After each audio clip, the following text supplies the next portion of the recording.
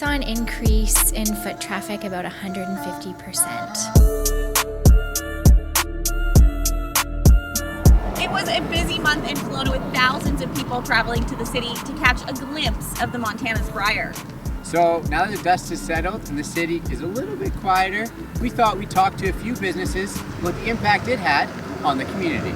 You know, it's been amazing. It's been a culmination of a lot of work by a lot of people, and we were supposed to have the Brier back in 2021, so we waited a little longer because of COVID to finally get it here, and it didn't fail to meet or exceed expectations. The crowds were great, the volunteers were amazing, and I think just the energy in the city was awesome. We saw a lot of traction from it. We were certainly anticipating it, but it was a great event. The people were absolutely amazing, and it was interesting to hear from a lot of them that they actually follow the Brier year to year in different cities. So I think it was great for the city. Would you have an interest in seeing other major sporting events and large events come to the city? Absolutely. I think the city did a fantastic job of hosting, and it certainly gave us an opportunity to show what Kelowna is all about.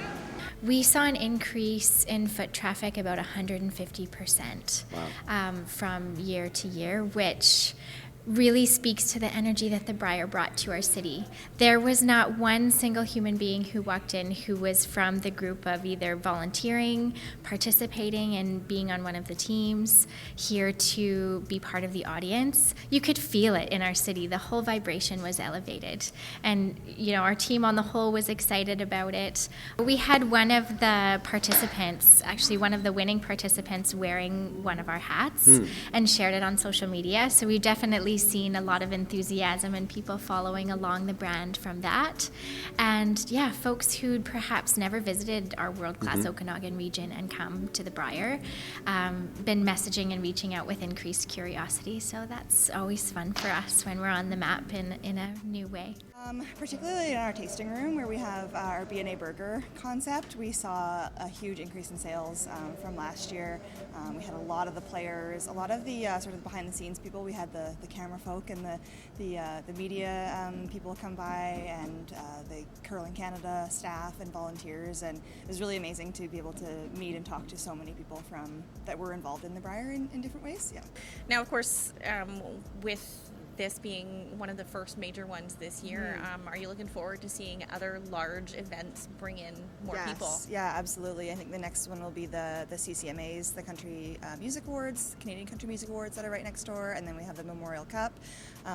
So yeah, being with B&A being right next door to Prospera, where so many of these things are happening, we're excited and ready for it. I'm already getting a lot of impact from especially youth, parents who said their kids went down with their school program, or they saw it on TV, or they saw people wandering around town talking about curling, and we're already finding that the kids program is getting an impact right away. And then with the adult curlers, we'll see what happens coming in the fall. We're almost done our regular curling season, so we'll see what happens in the fall, but I anticipate we're going to have a lot more interest. You said you have about a week left in the season for the curling club, so the biggest question is, how big of a nap are you going to take when this closes?